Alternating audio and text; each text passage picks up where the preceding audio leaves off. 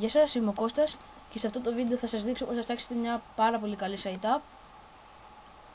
Πρώτα θα χρειαστείτε ένα φύλλο α4. Όταν το πάρετε θα πρέπει να το διπλώσετε με ακρίβεια, να φέρετε τη μία πλευρά πάνω στην άλλη.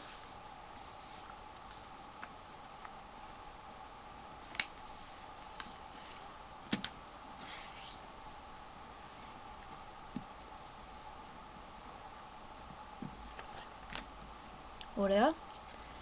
Όταν τελειώσετε, παίρνετε τη μία άκρη από εδώ και τη διπλώνετε ώστε να πάει πάνω στη γραμμή που έχει δημιουργηθεί από το προηγούμενο δίπλωμα.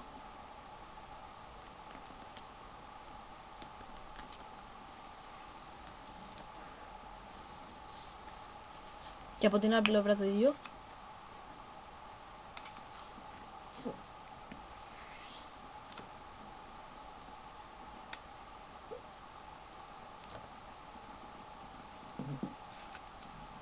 Το τσακίζετε καλά.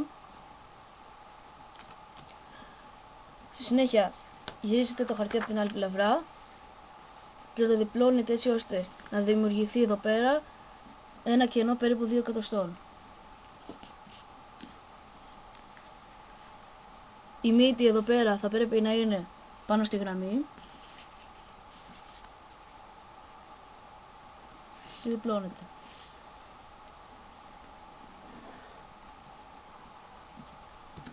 Μετά παίρνετε πάλι αυτή εδώ την άκρη και διπλώνετε όπως αρχικά.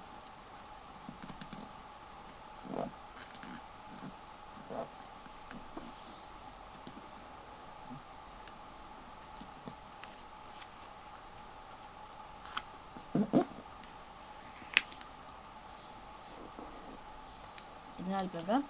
Ωραία, τώρα παίρνετε αυτό το μικρό κομματάκι που μένει και το διπλώνετε. Ωραία, γυρίζετε ανάποδα το χαρτί, το διπλώνετε έτσι εδώ. Τώρα φτιάχνουμε τα φτερά. Παίρνουμε αυτό εδώ πέρα, το φτερό, και το διπλώνουμε έτσι ώστε να έρθει αυτό εδώ το χαρτί πάνω στο άλλο.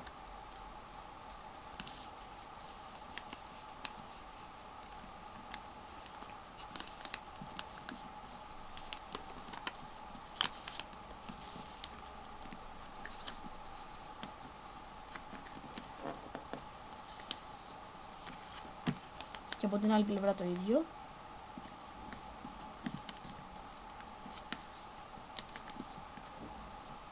Ωραία. Τώρα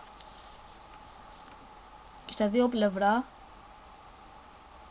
φτεράνου κάνετε αυτό εδώ πέρα το τσάκισμα που θα βοηθάει για να πετάει καλύτερα η σαϊτά, και από την άλλη και από το άλλο φτερό.